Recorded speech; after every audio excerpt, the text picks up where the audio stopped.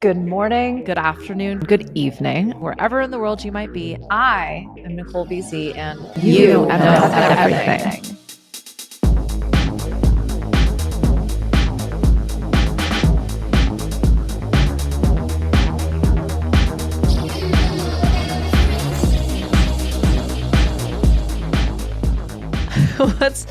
So I'm holding an awkward pose at the beginning of every episode now in the desperate attempt to appease the thumbnail gods. But I don't breathe while I'm doing it. I don't know why I think I need to hold my breath, but here we are, 2025. Anyone else been holding their breath for this one? And look, let's be very fucking real. This might be the beginning of the year for you. This might be an interesting point for you to kind of draw a line in the sand and be like, never the fuck again, 2024. I personally find my birthday to be like a really useful annual check-in for me. It's also the changing of the seasons. It's kind of, at least in the Northern Hemisphere, when spring is like in full effect. It's May 1st. Beltane baby to the max. You may send your gifts and presents this way, but it's memorable. I don't really do a lot over the holidays except work. And so birthday feels like this is a good annual check-in moment for me. It also just so happens to always fall on Jazz Fest, one of my most favorite music festivals in the world and one of my most favorite cities in the world, which is great that those, I mean, it's no surprise. They're directly correlated. But so anywho, it's a fun little revolution for me. A lot of people will celebrate it at the beginning of the astrological calendar. I mean, quite frankly, you get to do whatever the hell you want in terms of your annual revolutions. But I do think it's useful to both mark a point, and when you find yourself returning to it, reflect on what has been gained, what has been lost, what are the patterns, what would I like to take with me, what would I like to leave here with all the heavy baggage I've been carrying, so on and so forth, right? I'm not even going to talk about what just happened over the last 12 months. What we are going to talk about today is procreating. Oh my goodness, get your head out of the gutter. I literally mean being pro creating. I kind of coined this.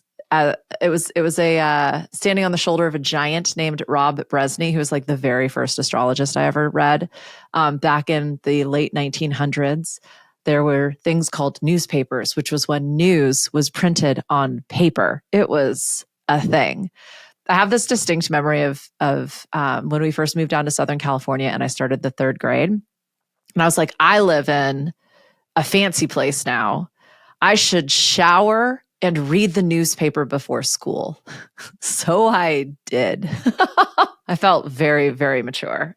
I was precocious as fuck. Goddamn, I was an obnoxious child. Anywho, Rob Bresney. Rob Bresney wrote Free Will Astrology, and it was printed in the street press, which those still exist. They're mainly just advertisements for cannabis and strippers, but you can find them usually in a free dispenser at your local bakery and or venue and or cannabis dispensary. No surprise there. I don't spend enough time at the strip clubs anymore, but perhaps they have them too. And it had little advertisements for homes and hookups and jobs. And then Rob Bresney's widely distributed Free Will Astrology. And they were very, very short, one sentence, maybe two each. And they were just kind of fun plays on your astrological sign. But Rob Bresney wrote a book called Pronoia, which was his approach to the opposite of paranoia, and how rather than obsessing over all of the awful things that could potentially happen, what if we were to invest that compulsive line of thinking into all of the amazing miracles that could potentially abound in any given moment? And I thought this might be a useful investigation for the end days, which are truly the beginning days. Am I right? So as it is the beginning of the Gregorian calendar year, I am assuming you, perhaps like me, don't really feel like this is a massive moment to create all of the things you've ever desired, but perhaps it is an opportunity to simply reflect and look at what's not really working for you anymore. Most especially how you're approaching things, feeling about things, engaging in things, talking about things. I'm going to hold my own feet to the fire on this one. That's why I'm not talking about what just happened over there, right? I'm done with the problems, my own problems. I know I will solve them. So I'm going to talk about the solutions. That, my friend, is procreation, at least for today. When we talk about procreating, we're going to talk about being proactively creative. Okay, thanks. Why? Because this is where creativity meets strategy, and you know everything. So if something that I share lights you up and it feels like a possibility, that is going to be your next action activity. I'm going to dive into this concept, being creative. The act of being proactive and creative in shaping your future, no matter what's happening right now. So if you're alive and breathing and listening, I'm just going to assume all of those things are happening because, we're here together right now. And if you're overwhelmed by the uncertainty, wondering how to plan or dream into a world that feels like a fucking nightmare, you are teetering on the edge. Or if you're anything like me, where it's like, I don't know if I'm falling or floating. I took that damn leap and we have yet to land. This episode was made most especially for you. And by the end of today, by the end of these next 30, 40 minutes, depending on how fast I talk and how much caffeine I have remaining in my veins, you should have a map to envision and create, therefore arrive at your desired destination and future.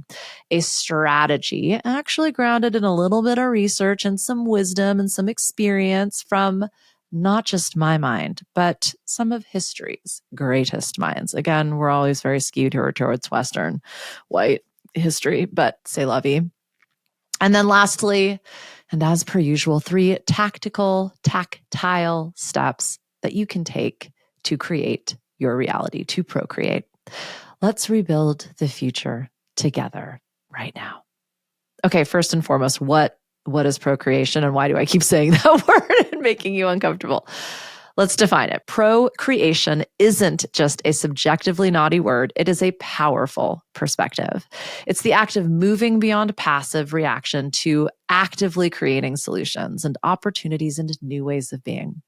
Rob Bresney of Pronoia, the antidote to paranoia, wrote, "It is the mindset that believing the universe is conspiring in your favor." Have you ever heard that? Did anyone ever credit the speaker of those words? Well, let me be your first. The mindset that believing the universe is conspiring in your favor. That is procreating. Well, that was pronoia. I just tried to steal his definition. See what I did there? Sounds wild, right? The universe conspiring in your favor. There is actually some data to back it up. Proactive thinking, as opposed to reactive thinking. We just did an episode on that. I'm going to talk about Mr. Doc Martin, the founder of positive psychology, the only living founder of positive psychology. He researched and proved that optimism, proactive individuals not only perform better under stress, but also recover faster from setbacks. And in fact, studies suggest that proactive thinking increases resilience by up to 30%. Making you more likely to thrive in adversity. Anybody up for that right now? Hit pause, but ask yourself before you hit pause. How often do you react to life instead of procreating it? See what I did there? How would your life change if you became the architect of your days instead of the victim of circumstance? Pause. There are so many different models for this. And actually, I was toying with this idea of another episode on manifestation because I think the way that we are manifesting our futures and therefore realities I do actually think it's changing. I'm still kind of workshopping that one. So that one's not ready to go out to the public yet, but you'll hear people talk about specifics. You'll hear people talk about vision very specifically. You'll have heard me talk about how to tune into that which you desire and bring it into this now. And I think that those are all very useful exercises. It's going to be more or less motivational for you, kind of depending on how you're hardwired. But what we're experiencing right now is based on a lot of choices we made then. And that's not to say you fucked up or you did it wrong or you didn't know how to do any of this. It's not, all of that is false. It is to say that in this moment, you always have a choice. And Some people visualize this present moment like we're in a movie and you are the scriptwriter and the director and the actors and the lighting guy, gal. I'm trying to find the specific word, grip. There we go. Some people visualize it like they are the writer and you are characters in a book, in a novel, in a comic. Some people literally pull different characters from their experience, whether it's movies or comics, book, everything I've just talked about. And they realize they get to play all these different characters in any given day again, all of these are just literal explanations for different ways of thinking about the concepts we're communicating here. So all I'm challenging you to do is think about how you've built your present day and if you would like to remodel. I used a whole nother analogy there. You're welcome. So rebuilding after the fall. A lot of people are experiencing a lot of different things right now, mainly based on where they are geographically located, also based on their socioeconomic standing, 100% influenced by the cultures within which they were influenced and brought up, the education systems they got to participate on, so on and so forth, right? What's wild is that some people are truly living through an apocalyptic time. They look out their window and it is a war zone. Others look out their seventh story mansion, storybook picture across fields and lands and oceans and boats. And we're all still here at the same time, but we are living completely different experiences. And one is not better than the other. It's just simply to say that you are living through a moment in time that has not yet existed, at least in our recorded history. And I would suggest, based on the purpose of this particular episode, to approach it from this place of procreation. History offers us countless examples of rebuilding after dark times. We might be in it. You might be in the Renaissance. You might be on the other side of it. You might be just beginning. Your world might have actually looked pretty fucking good over the last 30 years. You might not even been here that long. So wherever you're at in your journey, this may or may not be for you right now, but I have a feeling this could be a potential guide if you do ever find yourself in a place of needing to rebuild.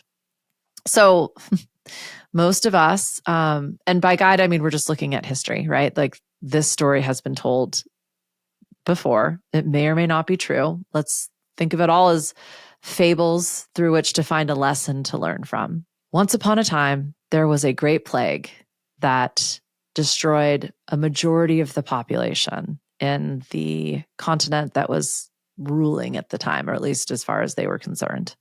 No, I'm not talking about 2020. I am talking about the Black Death, the Black Plague that wiped out nearly half of Europe in the 14th century. It was devastating, and it was followed by the Renaissance, a period of unmatched creativity and innovation. Why? People channeled their grief and their fear into art, science, and exploration. Think of Leonardo da Vinci's notebooks filled with ideas for inventions and ideas that were centuries ahead of his time. Constraint breeds creativity. Destruction is what must occur for construction to begin. That is a profound, potentially unavailable reframe for the end times, and it is another way of telling the exact same story. Another one experienced acutely here in the United States, but absolutely rippled out across the world, the Great Depression. So for those of you who don't know, in the 1920s, the economy literally bottomed out, and people who were one day wealthy were the next day completely dissolved of any assets or income. During the Great Depression, companies like General Electric and Procter & Gamble didn't just survive, they thrived. Procter & Gamble launched the first radio soap operas, a precursor to modern advertising. The takeaway? Dark times force us to think differently and pivot. And sure, I just listed two of what some might interpret as being the evil egregores of corporate conglomeration. But once upon a time, they were just humbly fresh new startups emerging into a abysmal world to begin any business. And there are countless examples of that, certainly in art entrepreneurship. Every single economic downturn produced some of the strongest and still to this day household brand names. Pizza Hut. I'm trying to think of some of the other ones. Amazon-ish. And look, like I'd much rather be pulling from independent, locally owned businesses for this example, but here we are. Another incredibly dark time in our history, post-war Japan. After World War II, Japan lay in ruins. But yet, less than 3 decades later, it became an economic powerhouse, pioneering lean manufacturing and creative cultural exports like anime. The key? Focused on innovation and long-term vision, along with some highly debatable strategies, if you know, you know. Japan established itself as a leader in culture and technology in the world. What is the vision you are, rebuilding? What are you working towards? What is this new destination you're potentially mapping now? What innovations could potentially emerge in your darkest hours? I have some thoughts, and like most of my quote unquote data, I will get dates and names wrong. So welcome to my own little kind of neurodivergence. Thank you for bearing with me, especially in my Quantum Business Book Club episodes. I get it. I'm the worst. I'm like cross-referencing authors and publishing dates and book titles, and it's embarrassing. Also, I just don't give enough shits to actually go back and edit them, but maybe I will one day. Who knows? Since I was 16, I have argued with my dad about the American dream, and I truly believed this was the end of the empire. I was completely obsessed with Greek and Roman history at the time. Welcome to my weird.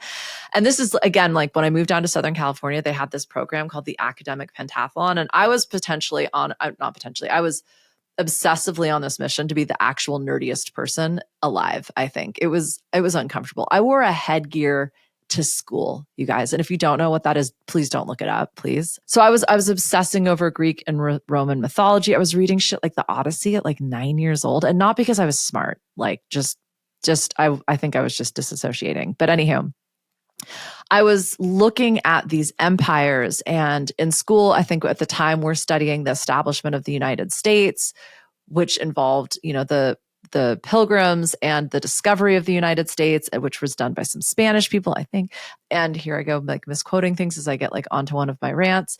But I had seen this pattern of approximately like 100-ish, couple hundred years, give or take a decade or century, and of empires. And it just seemed like what was happening. And my father was an immigrant. He came over after World War II from Eastern Europe. And he was not only a disciple of the American dream, he was a benefactor.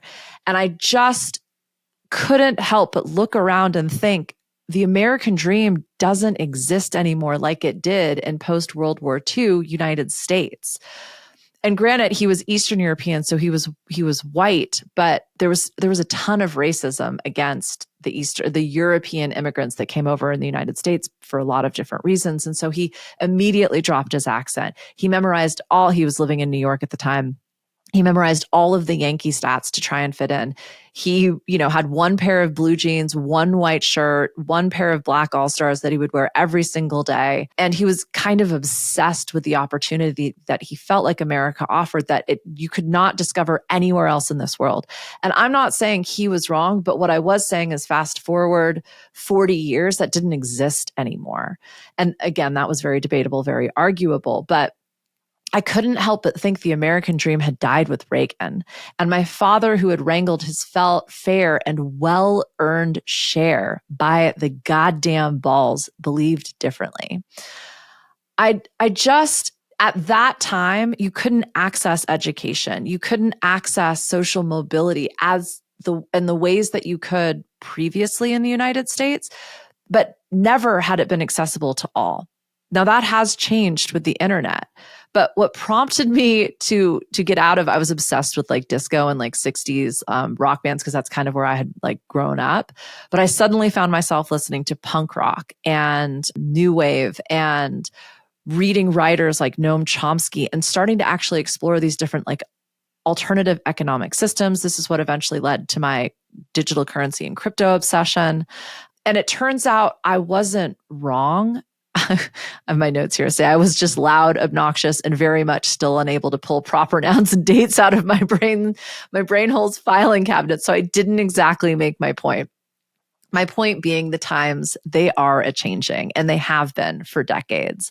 The fall of an empire doesn't happen overnight. And honestly, despite what the movies and video games programmed us to believe, it's not as unilateral as we might have expected. And what I'm trying to say here is that, again, geographically, socioeconomically, culturally, where you find yourself in this world is going to inform where you're at in this particular spectrum of like apocalypse versus everything's fine. And I found myself really playing with these concepts and these words 100% during the pandemic in 2020 because people were talking about the threat of civil war. And I'm looking around at people willingly jailing themselves in their homes and turning each other in and protesting and committing acts of violence, blaming other people for those when we know who really did the thing. And I was like, if this isn't civil war, I don't know what is. I mean, fire, brimstone, earthquakes, flooding, tidal waves, tsunamis, bomb cyclones, droughts, volcanic eruptions. I mean, earthquakes and hurricanes in places that they simply didn't exist even 10 years ago. Like, if this isn't the deconstruction to lay the foundation for new construction, I don't know what is. I mean, we had 1,000-year locust plague, y'all. Like, it's biblical times. Whew, so if everything feels a little wackadoodle, like perhaps the old tricks aren't working, there's an episode on that. Let's procreate. Let's create your map for 2025. So envision the outcome, but not for reasons that you think. This isn't about getting specific or really reverse engineering, one of my favorite other strategies. What it's about is when you see what you think you want by the end of this year, you're going to feel a certain kind of way about it. That's what we're looking for, that feeling. So vision into the outcome of 2025 for you. Literally on this day, next year, what are you doing? What's it look like? What do you have? What don't you have any longer? But like, once you've sat with that for a minute, how does it feel? Neuroscience tells us that mental visualization activates the same brain regions as physical action. Athletes have been using this trick for decades. So sit quietly and imagine your ideal day in 2025. What are you doing? Who are you with? What do you feel proud of and grateful for? Maybe even write down 3 vivid details about this vision. These are going to become your guideposts. Again, it's not about the specifics. I don't give a fuck what your manifestation, MBA, professor, guru, dad bot, AI tell you. The details will distract you because you'll get hyper focused on something that may or may not materialize. And you might actually miss the thing that shoots across your bow you're supposed to grab. Feel into it, pick 3, and use those as your guideposts. That is what's going to give you this signal to create. Follow that proactive feeling. Backward planning, aka reverse engineering. If you really need a next step, feel free to reverse engineer. Stanford research on goal setting shows that breaking big goals into smaller milestones increases the likelihood of success by 62%. So take this vision, take these feelings, and ask what might need to happen in order for me to feel like I'm making progress by June, by spring, by the end of this month, whenever you're listening to this. And then build a resilience routine. So that's not about what are you going to do to take action on this goal right now. It's more about what can you do today, yesterday, this morning to create some daily rituals, habits, disciplines, proactivity that fuels your creativity and resilience, like sleeping or eating nutrition food or drinking enough water. I need to do all of those things right now. University of Rochester did a study and showed that simple rituals like journaling, walking, and a gratitude practice reduce stress by up to 45%. So this roadmap isn't just about action steps. It's about staying emotionally, spiritually, mentally strong. That is procreation, my friend.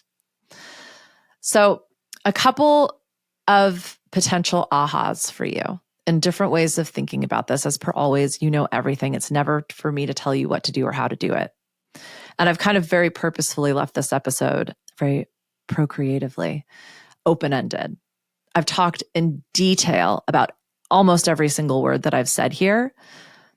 And I think that speaks to the reason you and I even connect in this space is that we're really trying to stay open to what's possible while also knowing it's useful to get really specific about some of those possibilities because it informs us how we want to feel. And if we can feel that in any moment and then take action, we can't fuck it up. Like you actually can't.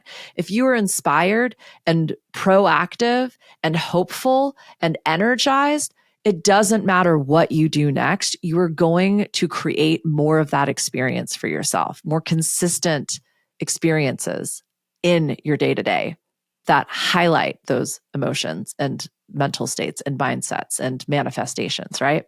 This is a fun one. Okay. Step, potential, activity, procreativity. Step one or step, I don't know, point, leverage collective intelligence. Don't build your future alone.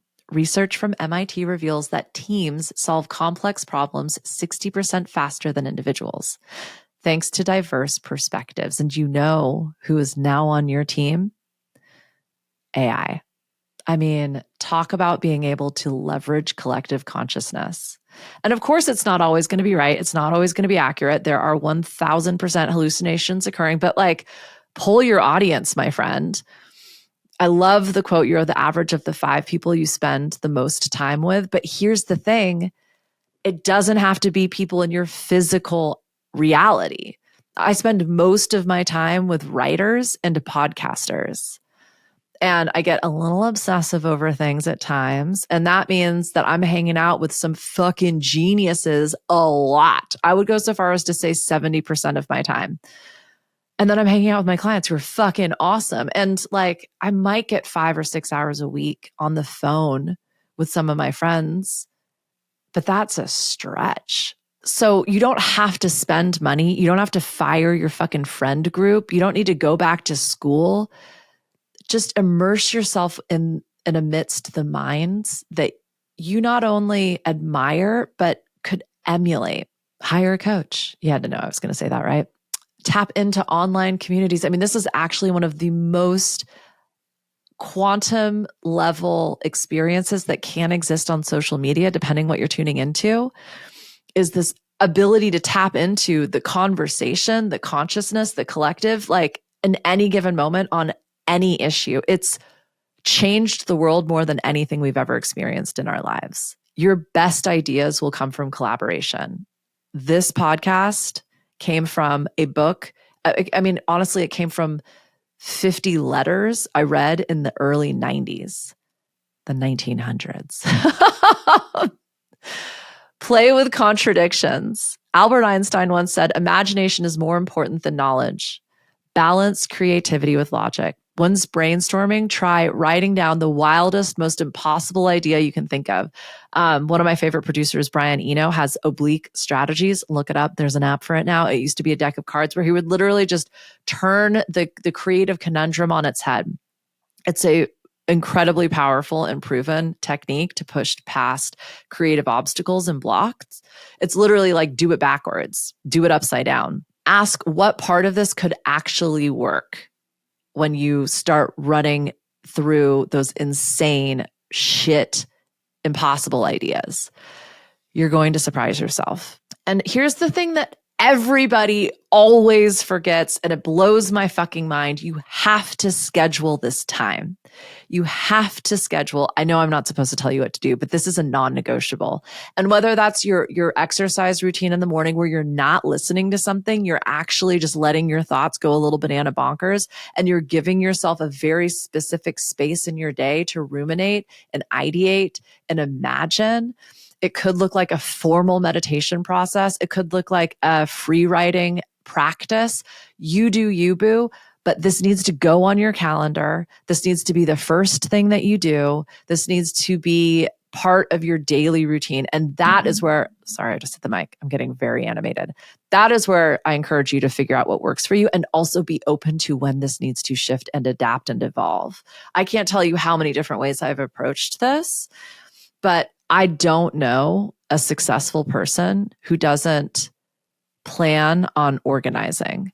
They don't put it in their calendar. They don't bake it into their day. Like, I don't know the person that doesn't do that. And again, it can look very different. Some people take a sabbatical every year, and they just take a month of like a complete digital detox where they're not, they've isolated themselves, and like, wouldn't that be a fucking dream? Other people, it's just 15 minutes after lunch.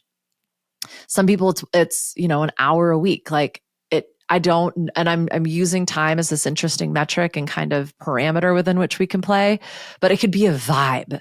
Just know and recognize that energy when it's introduced, because I do believe this is the pivotal point to empower yourself. And you'll know if this needs a little bit of attention when it feels like nothing's working, when it feels like you're banging your head up against a wall, when you're finding yourself embittered or frustrated or disappointed a lot. That's your cue to go, oh, that's right. I just need to reprioritize a little bit of space for imagination, for procreating.